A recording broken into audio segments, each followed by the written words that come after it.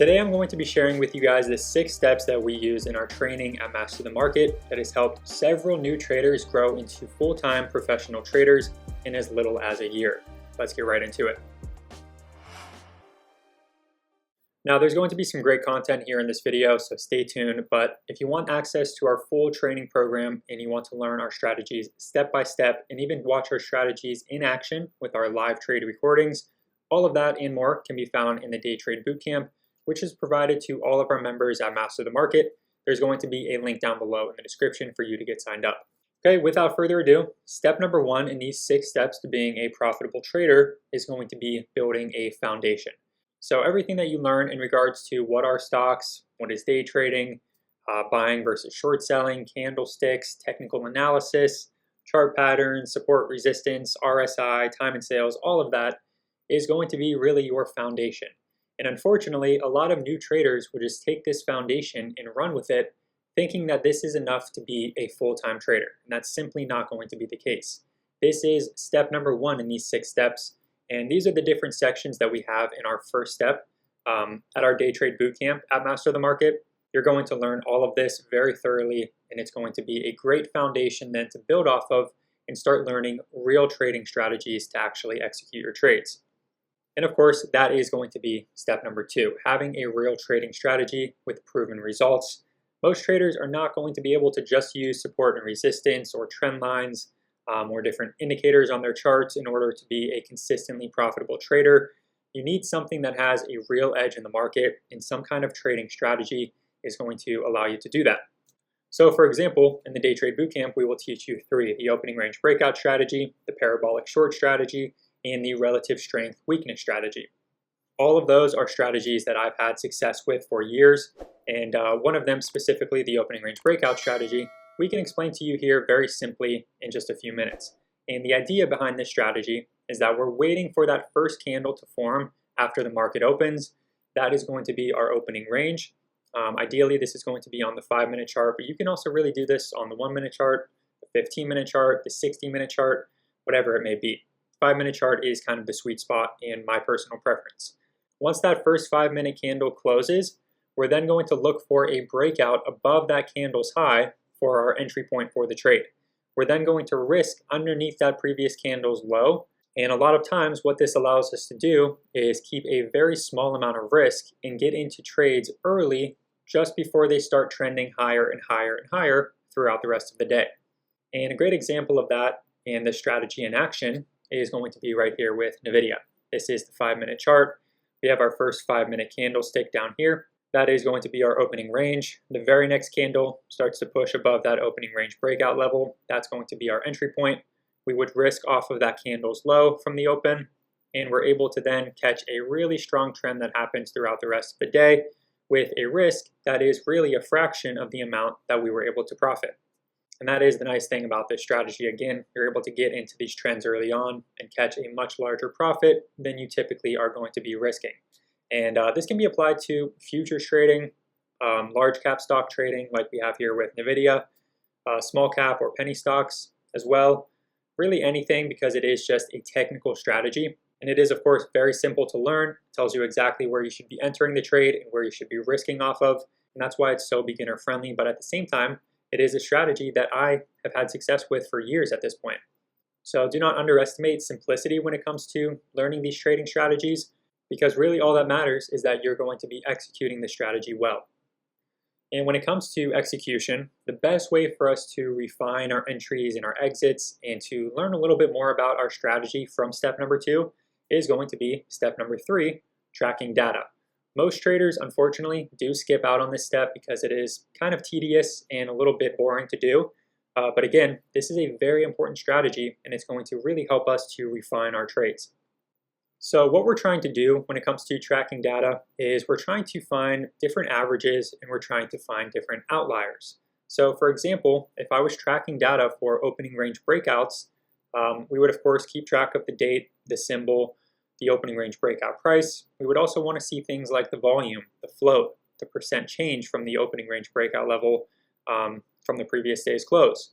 We would want to see how high does the stock go above that opening range breakout level, and where does the stock close at the end of the day after that opening range breakout happens.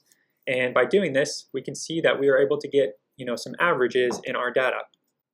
For example, with these first 5 data points here, we can see that on average, these stocks tend to go about 17.4% above their opening range breakout level before they start to reverse back down. That tells us as traders that we should be looking to secure some profits, maybe at 15%, 17%, and definitely maybe around 20%, just so that way we're securing some profits into that strength before that reversal happens. If we then got maybe a stock that spiked 150% above its opening range breakout level, this of course would be an outlier. So what is different about this outlier? Maybe it has a float of just 500,000 shares, and all of these other ones have 2 million to 10 million shares in their float. That would be a good sign that maybe lower float stocks are going to be better candidates for a bigger move above the opening range breakout level.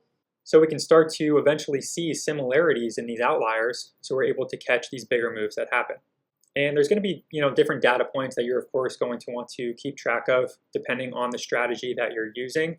But ultimately, it should be a great way to help you find better entries and better exits for your trades, to learn a little bit more about the strategy and how it tends to work. And that's going to lead us to step number 4, which is screen time. And unfortunately, this is another pretty boring step that a lot of traders are going to skip out on. But if you stick with this, this is going to greatly help you with your trading once you actually start to do some live trading. And what we're trying to do with screen time is we want to build trade intuition, pattern recognition, and we're going to be better off with our execution timing as well.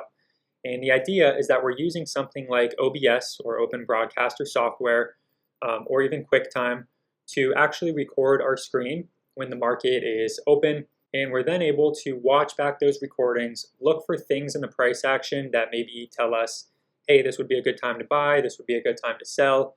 We're able to see where support and resistance are starting to form, where trends are starting to build, and so on and so forth. And essentially, it's just going to kind of help us get a little bit more experience under our belt. And if you spend some time doing this every single day, you're going to be much less overwhelmed once you start trading in a live account. So that step is really going to kind of go hand in hand with step number 5, which is simulated trading or paper trading. But the key here is doing it the right way. And a lot of people skip this step as well, and they'll just go right into a live trading account with real money. But the analogy that I like to make is that, if you were trying to run a marathon, you wouldn't go tomorrow and just run a marathon. You would train for that marathon. And simulated trading really is the training for the marathon that is live trading.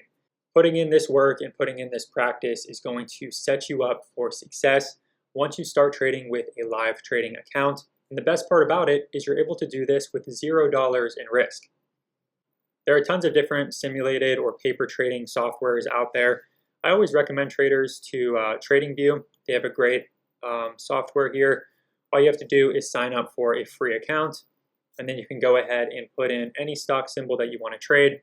Click on trade up in the upper right hand corner, click on paper trading, connect, and then you're going to have a starting balance of $100,000 in your paper trading account. And you can then use that to start practicing your strategy and getting a feel for how the market moves and how you would actually be executing it if it was a real live trading account. Treat this like it's real money, and it's going to have the best benefit for you once you do start trading in a live account. Don't just try to make as much money as you possibly can, because that's not how you're going to be trading necessarily once you do have real money at risk. And all of that being said, that's going to lead us finally to step number 6 to being a profitable trader, and that is live trading. Most people, again, are going to start with step number 1, the foundation. They're going to learn a few things about technical analysis, and they'll skip all the way then to step number 6 and begin live trading.